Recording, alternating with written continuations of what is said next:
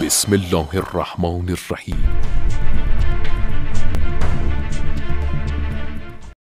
السلام علیکم ورحمۃ اللہ۔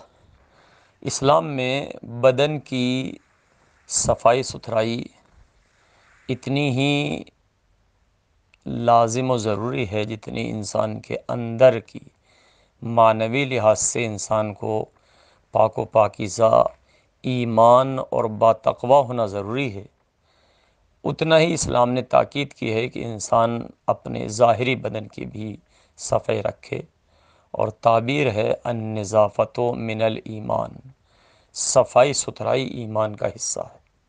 اسی میں سے بدن کے اضافی بالوں کا صاف کرنا، اضافی بالوں کا، اور اسی طرح ناخن کا تراشنا، بلکہ دوسری طرف ناخن کے بڑھانے میں یہ کہ ناخن کے اندر جو میل جمع ہو جاتا ہے اس کو قدیمی یعنی اس سطح کے لحاظ سے معصومین نے شیطان کا گھر قرار دیا ہے، ناخنوں کے اندر میل کا جمع ہونا، لیکن آج میڈیکل سائنس نے اس کو جراثیم اور بہت سے امراض کی وجہ قرار دیا ہے۔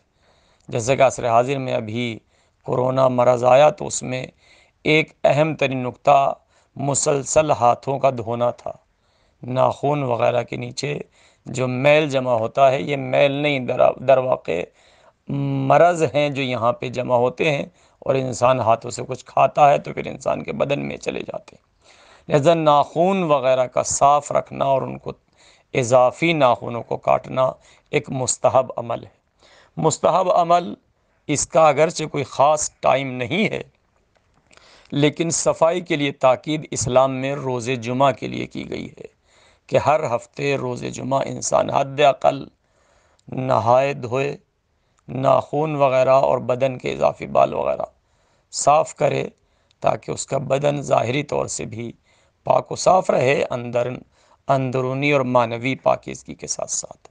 لیکن اسی طرح کچھ خاص ایام یا اوقات کے لیے مکروہ قرار دیا گیا ہے، جس میں منگل کا دن ہے۔